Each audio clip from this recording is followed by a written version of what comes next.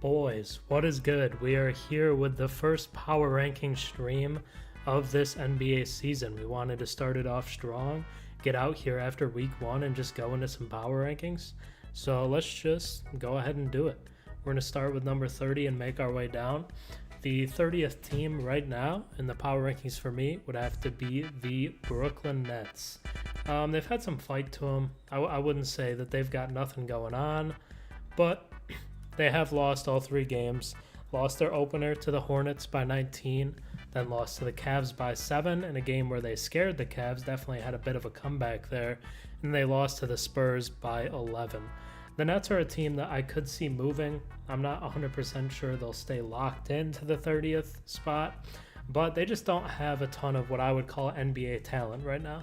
Cam Thomas is good, Nick Claxton is good, Michael Porter Jr. looks solid, but at this point, I mean, it's a lot of rookies. It's a lot of guys without a ton of NBA experience. So we have to lean towards them just not being a great team right now, and that's okay. They don't have to be locked in as a fantastic team right away, and that's why they are the number 30 for me. Cam Thomas has been really good, though. Just had a 40-piece, 29.3 points per game, about 2 rebounds and about 4 assists. I did believe he had an 8-assist game as well, so the playmaking has definitely been up for Cam, but did have 0 assists in that 40-point game. But for me right now, the Nets are locked in at 30. Then moving up the list a little bit, I have the Washington Wizards at 29. Wizards fans might not love this because I do think they've been better than people expected them to be. But at this point, I still don't think they're a super competitive team. They did lose to the Bucks by 13, and then they had kind of what I would call a upset win over the Mavs by 10 points. Then followed that up by kind of getting blown out by the Hornets by 26. But Keyshawn George has been really good for them. Looks like a big breakout candidate, the second-year wing. 20 points per game, 9.3 rebounds, and 4.3 assists. Trey Johnson, the rookie, has also been really good for them. I think he's averaging about 16 points a night. He's been solid. But Keyshawn George has been the guy for them so far. And despite them being here at 29, I think the Wizards fans can be happy because I think they look better. I do think the Wizards look better than they have in the past couple years, and at least it looks like they're building towards something. At number 28, I have the Sacramento Kings, who currently sit at 1-2. Lost to the Suns by 4 with their opening night game. Then they had that win over the Jazz, a 1-point win thanks to a Domantas Sabonis game winner, and lost to the Lakers without Luka Doncic or Anthony Davis by 7. So that's just not the kind of outcome you want to see if you're Sacramento. It has definitely been a bit of a drop-off from the light the beam season that everybody loves so much. But Zach LaVine's been really good for them so far this year. 31 points per game, 2.7 rebounds, and under assist. He's not doing a whole lot outside of scoring, but he is putting the ball in the basket. He has been their best player so far, and I have them slotted in at number 28. Moving to 27, I have the Phoenix Suns, who currently sit at 1-2 as well. Had that win over the Kings that we just talked about in their opening game, then got blown out by the Clippers by 27. They got blown out by the Nuggets by 22. When they traded Kevin Durant, when they got rid of Bradley Beal, it was to be expected that they were going to be worse. I think that's just something at this point that you had to expect for Phoenix. But despite that, I think they're better than people think. So when Jalen Green comes back, when Mark Williams starts playing, I think they'll look a little bit better. But as for right now, I have them at 27. Dylan Brooks looks the best that he's ever been. 19 points per game for them, 3 rebounds, and 2 assists. He's been really solid, stepping up while they have Jalen Green out. But I have them here at 27. I just wouldn't take them over many teams in the league right now. Moving to the 26th spot, I have the Utah Jazz here. Did have that kind of surprising win on opening night, blowing out the Clippers, putting up 70 plus in the first half, kind of running them off the tracks, winning that game by 21. Did follow that up with a loss to the Kings, that Domantas Sabonis game winner. But Will Hardy's a fantastic coach, he just is, and he's going to have them competitive in a lot of games. They have some guys too. I mean, Walter Clayton has looked really good as a rookie for them. Kyle Filipowski has been solid. Bryce Sensabaugh, I think, is putting up 17.5. But Lauri Markkanen looks like he's back to his all-star version of himself. 26.5 points per game, 5 rebounds, and 3 assists. He's been really solid for them. They're just trying to develop the young guys right now, honestly, and I don't have a problem with that for them. I don't think they should necessarily be trying to win a ton of games. It would be awesome for them to get a really high pick in this year's draft, a really good draft, and just kind of continue to build what they've been growing. Great coach, really like kind of work hard level players. But Lauri Markkanen, really solid for them right now, but I have the Jazz at 26. Moving to 25, I have the Indiana Pacers, who currently have no point guard. TJ McConnell out with an injury. Andrew Nembhard has been out with an injury. Halliburton obviously out for the whole season. They did just sign Mac McClung to a multi-year deal, kind of showing how desperate they are for point guard play. I like Mac, but is he an NBA level player? I guess we'll see. That'll be fun to watch. They did lose all 3 of their games so far. The Thunder game is fine. Like, you have no problem with that. Getting blown out by the Grizzlies you don't love. But Benedict Mathurin has been really good up to this point, definitely stepping up in Halliburton's absence. 31 points per game, 7 rebounds, and 2.5 assists. Pascal Siakam has played well also, but the Pacers right now, especially with no point guard, they're just not going to beat a lot of people. Moving up to 24, I have the New Orleans Pelicans, who are currently 0-2, but lost to a couple of better teams. The Grizzlies by 6, and then follow that up with a tight game against the Spurs, who are red hot right now. We'll get into them a bit later. But Jeremiah Fears, the rookie, has been really good for them. 15 points per game, 2 rebounds, and 1.5 assists. Derek Queen had a solid second game as well. Played really well defensively against Victor Wembanyama. But the Pelicans as well just aren't super competitive at this point. If their guys can stay healthy, they would definitely look a lot better. But that's been the main issue for them. I mean, DeJounte Murray's out right now. Kevon Looney's already out. They had to sign DeAndre Jordan to kind of fill in that spot. But Zion Williamson's been really good, as you would hope. But it hasn't been enough to lead to wins. So for right now, week 1, I have the Pelicans at 24. At 23, I have the Charlotte Hornets, who get a little bit of a bump from definitely where I would have had them last season. But they've been surprisingly good to start the year. A couple of wins over teams that they should beat, teams below them in the power rankings. Blow out the Nets by 19, lost a tight one to the Sixers where they were up in the fourth quarter. I mean, they could be 3-0 right now. And then they beat the Wizards by 26, another blowout. And they just look really solid. I really like what they're building down in Charlotte. It all does rely on LaMelo Ball staying healthy, and to this point he hasn't been able to do that. But when he's been on the floor, he's been terrific, which we've seen this year as well. 28 points per game, 8 rebounds, and nearly 10 assists. We're running towards a 30-point triple-double for LaMelo Ball right here. So definitely, he's been really solid. Miles Bridges has been good. I've liked Kalkbrenner, the rookie center, I think has been solid as well. And they have just impressed me so far. So I have to put them up to 23, and we'll see if they can keep it up. At number 22, I have the Boston Celtics, who currently sit at 0-3. I'm not going to react to the 0-3 too much to this point. We kind of expected that they wouldn't be fantastic this year with no Jason Tatum. They lost Drew Holiday, Kristaps Porzingis, Al Horford, Luke Cornett. A lot of talent went out from the title contending team that used to be here, and it's shown so far. Lost to the Sixers by 1, then the Knicks by 10, and then the Pistons by 6. I would say Anthony Simons hasn't been quite as good as people would have hoped, but Peyton Pritchard's been really solid, and Jaylen Brown has stepped up in Tatum's absence, averaging almost 30 points per game, 5 rebounds, and nearly 4 assists.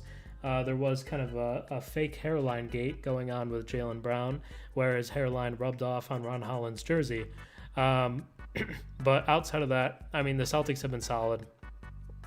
They haven't been great, but they've still been competitive, and Jaylen Brown is the big driver of that. At number 21, I have the Dallas Mavericks, who I would say have been somewhat disappointing up to this point. The blowout loss to the Spurs in their opening game was a tough one. Lost to them by 33, and Victor Wembanyama was just bullying Anthony Davis. He had no chance at stopping him. They lost to the Wizards by 10 to follow that one up, another disappointing one. People kind of thought that they could get back on track with, kind of a follow-up performance after that Spurs game, but did drop that one against the Mavs as well, but did kind of bounce back a little bit in their third game, winning that one over the Raptors, who I think have been solid. And Cooper Flagg, I would say, has been the most standout guy. PJ Washington, I think, is averaging about 17. It's about 24 and 12 for Anthony Davis right now, but not exactly shocking numbers. So Cooper Flagg, for me, I'm going to highlight him a little here. Nearly 17 points, 6 rebounds, and 3.5 assists. I just really like how Coop has looked. I don't love the whole Cooper Flagg at point guard thing they were trying to run. In Game 3, they did play a lot more of D'Angelo Russell, which is why they won that game, because they played a real point guard and D'Lo looked solid. So the Mavs, if they want to be good this season, I think they have to take Coop off the ball. They might have to run Anthony Davis at center, but we'll see how they look, and then we'll see how they look when Kyrie comes back. At number 20, I have the Chicago Bulls, who are 2-0, but I tried not to buy in too much to the Bulls Kool-Aid here. I was kind of surprised by both of their wins. I didn't really think they should win either of those games going into them, but did beat the Pistons by 4 and then beat the Magic by 12. They haven't had Kobe White or Zach Collins either, so they should look better when their guys come back. But to this point, they've been good. I'm just not really sure if I buy into it too much. But Josh Giddey, 20 points, 6.5 rebounds, and 7 assists per game. He's been good for them, kind of carrying that momentum that he started last year. Nikola Vucevic is playing at an all-star level still. I'm shocked nobody's traded for him by this point. But the Bulls are just trying to make the play-in again, realistically. And with the start that they've had, they might be able to do it. Moving into number 19, I have the Portland Trail Blazers, who currently sit at 1-2. And had kind of a surprise win over the Golden State Warriors with that 20-point dub. It was a little controversy around the Trailblazers with Chauncey Billups being arrested for the illegal poker games. But Tiago Splitter has stepped into the head coaching role, and I think he's done a good job with that win over the Warriors and then kind of a closer game against the Clippers. They're going to be a really good defensive team. I mean, Denny Avdia is one of those guys, but Toumani Camara, Donovan Clingan, Drew Holiday. The defense should be really good. There are going to be nights where the offense is a little tough to watch, but I think the defense speaks for itself. 23 points per game for Denny, 6 rebounds, and 4 assists. He's been really good as well, kind of picking up on that second half momentum he had last year. And if the Blazers are good enough, we might be able to see him make his first All-Star team. At number 18, I have the Toronto Raptors, who some people might think this is a little high, but I've really liked how competitive they've been up to this point. Beat the Hawks by 20 points in the opener, kind of a close-fought loss to the Bucks in Game 2, and then did lose by 10 to the Mavs in the third game. But I've liked what I've seen from them. A lot of the analytics models really like the Toronto Raptors and kind of the talent that they're building there. Scotty Barnes has been good. RJ Barrett's averaging over 20. But I wanted to highlight the newcomer because Brandon Ingram has been really solid. 22 points per game, 7 rebounds, and 3 assists. Just kind of probably even better than they could have expected. But Brandon Ingram, really good performance so far, and I'm excited to see if he can keep it up. At number 17 now, I have the Orlando Magic, who currently sit at 1-2.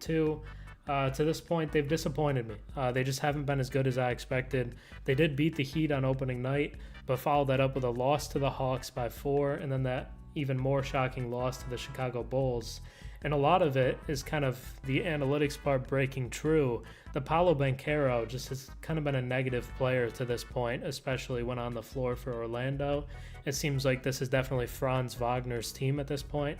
23 points for him, nearly 6 rebounds and 3 assists. He has, I would say, hands down been the best player on this Orlando team. The plus-minus often leans negative when it's Paolo on the floor, and we'll have to see what they end up doing with that, because to this point, he's just hurting the team. He just hasn't been good enough. We need to see him step up. I've liked the addition of Desmond Bane. I think he provides what they need, and because of that, Orlando is a little behind where they would have started the year, but they can pick that back up. Moving to number 16, we have a team that beat them pretty recently, the Atlanta Hawks, currently sitting at 1-2. They lost to the Raptors in their opening game, that 20-point loss, but I think have rebounded from that well with the win over the Magic. They did lose to the Thunder, but that's to be expected with how good Oklahoma City is. But Trae Young to this point has been pretty inefficient, and the assist numbers haven't been quite as high for him as we might have expected. They've also had some injury problems early on. Kristaps Porzingis is on the injury report. But Jalen Johnson in the 2 games he's played was really good. 17 points, 7.5 rebounds, and 4.5 assists. A lot of people would tell you that Jalen Johnson has all-star potential, and I would agree with that, and he has been the best player for Atlanta so far. Moving to number 15, we have kind of a shocker here. I have the Philadelphia 76ers. I wanted to go a little bit higher, but I couldn't drink the Kool-Aid on them that much, so I do have them still here at number 15. But 2 wins so far. I believe they're up in their game right now, too, on Orlando. But they are 2-0. Beat the Celtics by 1, beat the Hornets by 4. Definitely kind of close wins for sure, but they've been better than people expected. A lot of people thought that they might struggle, especially with kind of the fall off we've seen from Paul George. But VJ Edgecombe's been fantastic as a rookie out of the gate. 24.5 points, 6.5 rebounds, and 5.5 assists. Tyrese Maxey, I believe, is averaging over 30 right now. He's been fantastic as well. Dominic Barlow has been way better than people would have thought, being a starting level player for them at this point. But I have them here at number 15. They're a team, if guys play healthy, if Joel Embiid can be a real factor for them, I think that they could be way higher than this. But for right now, we'll sit them right in the middle and we'll put them at number 15. Now that we're at the halfway point too, my laptop is dying. I'm going to get a charger. Boys, I will be right back.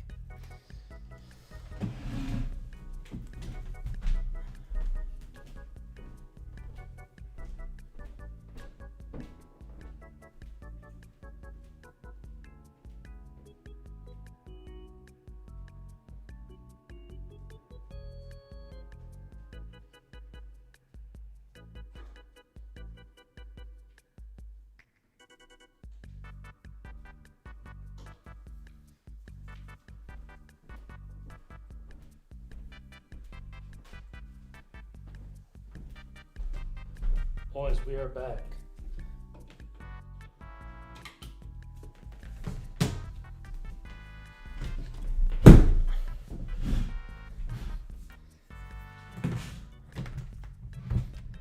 All right, we are back.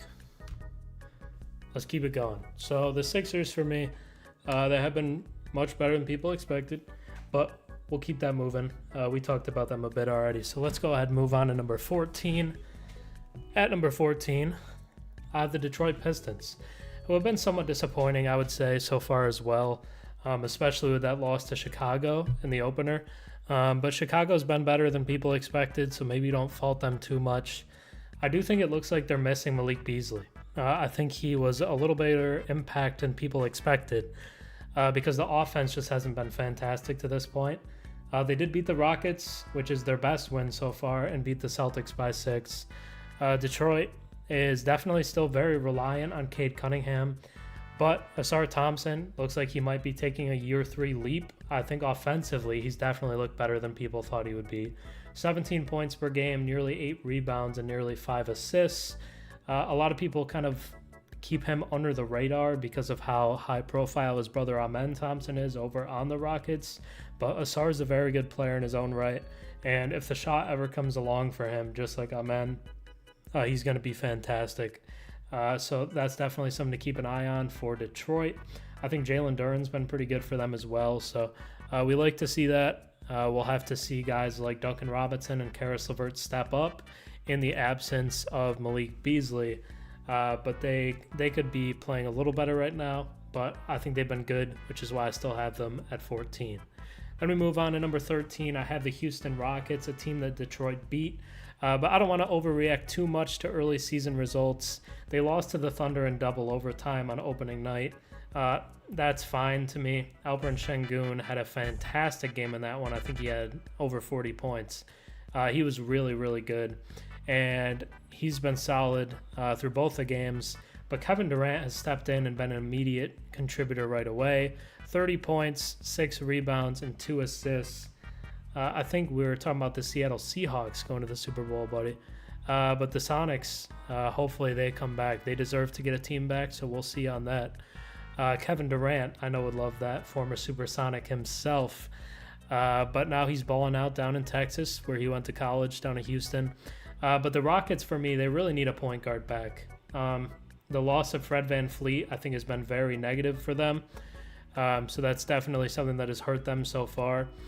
But we'll see if Reed Shepherd can step up. I think Amen Thompson has been serviceable in that point guard spot. Maybe they start to run a little more through Alperen Şengün as kind of a playmaking hub as the big man there. But definitely the biggest weakness for this Houston team right now is playmaking. So if that can kind of get back to where it was last year, that would be a huge step for them, because that's the only thing for me right now holding them back from the top 10.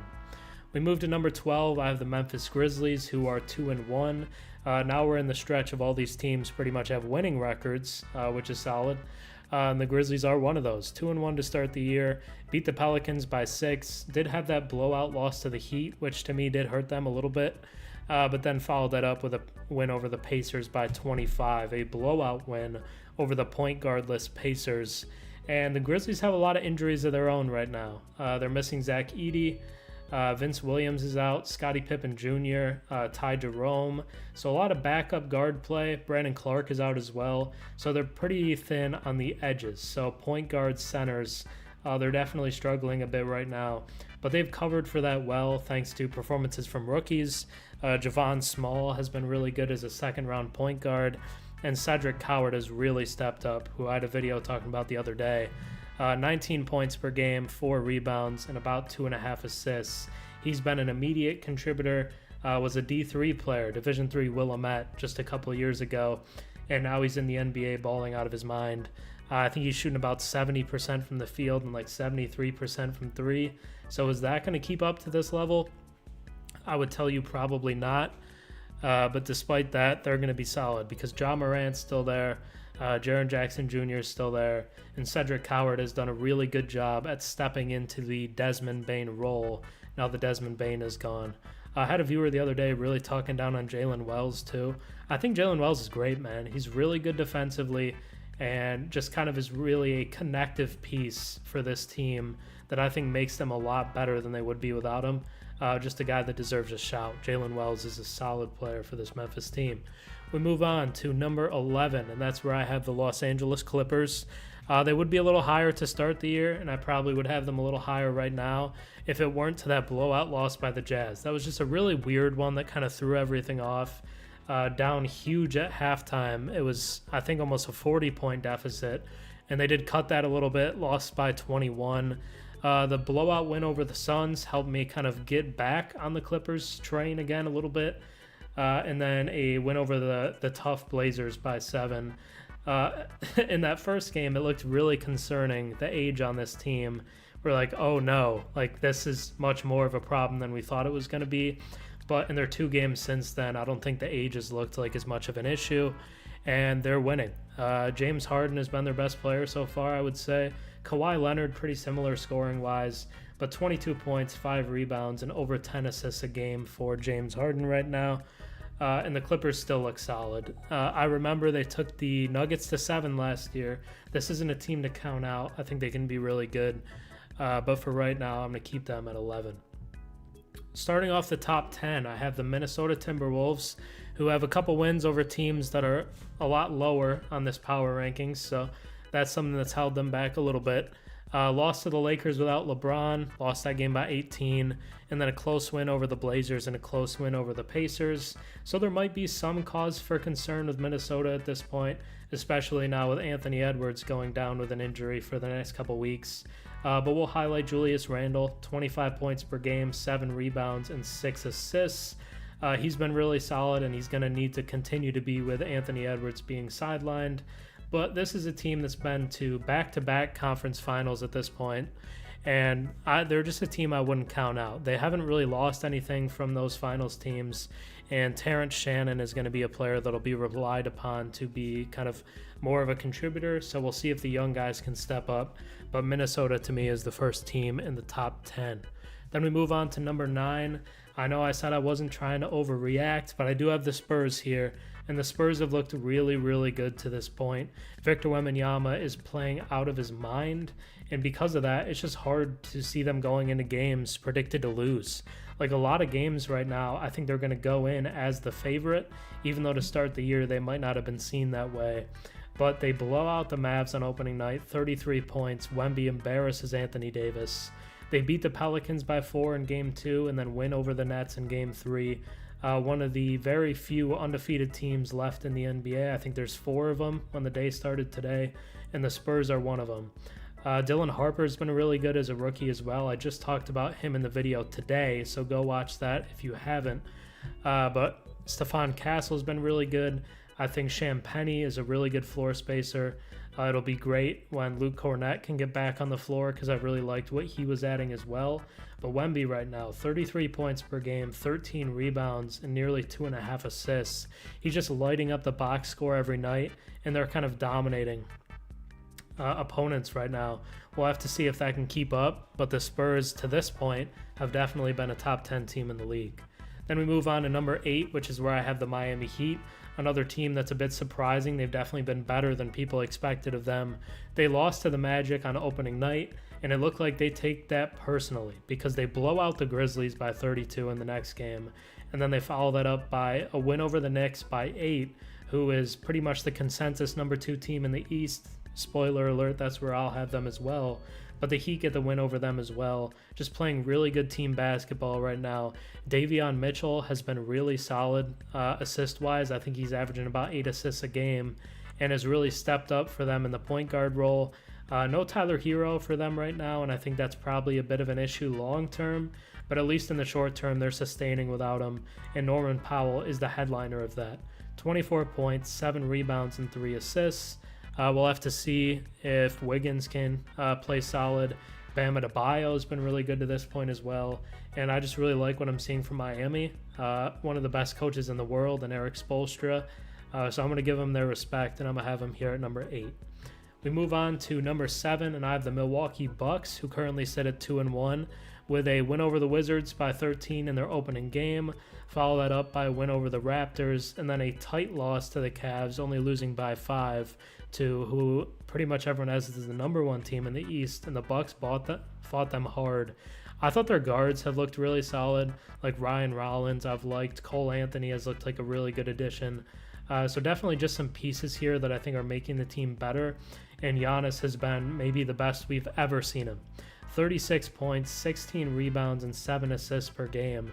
I would say probably the early front runner for MVP, and Giannis's performance has just been off the charts. We kind of knew it was going to be that heading into the season. Like, this is going to be a thing where Giannis is going to have to step up big time and be a huge contributor, and he's been that. We've seen that before, like when Kobe averaged 36. Just the team around him wasn't great, and Giannis has a similar situation right now. He's going to have to play his best on every single night for the Bucks to be really competitive, and to this point he has been. So for right now, they're a competitor. We move on to number 6. I have the Los Angeles Lakers. Some people might say this is a little high, but with no LeBron and Luka going out, I think they've been really solid. Did lose to the Warriors on opening night by 10, followed that up with a big win over the Wolves where Luka Doncic was terrific. I think he had 49. And then they beat the Kings by 7 the game after with no Luka or LeBron, and Austin Reeves had 51 in that game. Just has been dominant. There are still people out there that would tell you Austin Reeves isn't a star. I think they're out of their mind. I think Austin Reeves has very clearly proven himself at this point to be one of the best guards in the association, and the stats back that up. 34 points per game, 7.5 rebounds, and nearly 10 assists. His performance is just unreal right now, and with Luka being out, he's going to be given the green light to keep that up. I've really liked what I've seen from them in the absence of some of their best players. And if they can keep it up, then when those guys return, they're going to more than merit this spot on the chart. At number 5, I have the New York Knicks, who currently sit at 2-1. Did beat the Cavs in their first head-to-head match of the season, which was a big win for them. And the Celtics have kind of been longtime rivals for them by now, and they win that one by 10. Did lose to the Heat by 8, but overall I'm excited with how they've been. Wins over, competitive teams over the past few years. And Jalen Brunson's been great. 30 points per game, 4 rebounds, and 6 assists. Mikal Bridges has been solid as well. Karl Anthony Towns averaging over 20. I like what Mike Brown has done. Like, I feel like this is more of a fast-paced team, a more ball-moving team. It doesn't feel as ball-stoppish as it was with Tom Thibodeau. So with Mike Brown there, I think it's a different look for New York, and I really like it. We move on to number 4. I have the Denver Nuggets. I could have them a little higher. I don't think that would be a crazy thing to do. but did lose to the Warriors in their first game of the season. Followed that up with a 22-point win over the Suns. I wouldn't say having them at number 4 is disrespectful, but I could have them higher. But for right now, we're going to leave them right here. Aaron Gordon has been fantastic to start the year. 50-point game on opening night. Hit 10 threes in that one. 33.5 points per game right now. 5 rebounds and 1.5 assists. Jamal Murray is averaging, I believe, 24 points per game. Jokic still averaging the triple-double. We have to see more from Cam Johnson. They gave up Michael Porter Jr. to get him. And at this point, Cam Johnson just hasn't been good enough. So that's something to keep an eye on as well. But for right now, I have the Nuggets at 4. Moving on to number 3, I have the Cleveland Cavaliers, who have also been pretty solid to start the year. Did lose that head-to-head matchup over the Knicks. Followed that up with a win against an easier opponent in Brooklyn, and then won over the Bucks in a competitive game against one of the best teams in the East. So that's a huge win for them. Donovan Mitchell's averaging over 30. Darius Garland still hasn't played for them yet, so the Cavs are definitely not at full strength. But Sam Merrill is definitely the standout guy right now. 19 points per game, 2 rebounds, and 2 assists. Is just playing at a level that I don't think a lot of people expected him to be able to perform at. And it's been super exciting to watch for the Cavs. Sam Merrill just lighting it up from deep. I think Craig Porter Jr. has been pretty solid too. So I like what I'm seeing from Cleveland right now. And Sam Merrill is a big part of their 2-1 start. At number 2, I have the Golden State Warriors. This would be the highest that they've been for me in a long time, but they've been really good. Wins over 2 of the top 6 teams in my power rankings right now. Win over the Lakers and a win over the Nuggets. Did lose to the Blazers on the second night of a back-to-back. Definitely something that it's an older team. They're just a little more taxed. You kind of have to build that in. But they're winning the important ones, which is something that's exciting to me. Jimmy Butler continues to be a huge addition for this team right now. And Jonathan Kuminga has come back with some energy, with some passion, is just definitely trying to prove that he's a really good NBA player and kind of fitting in more to what the Warriors are doing.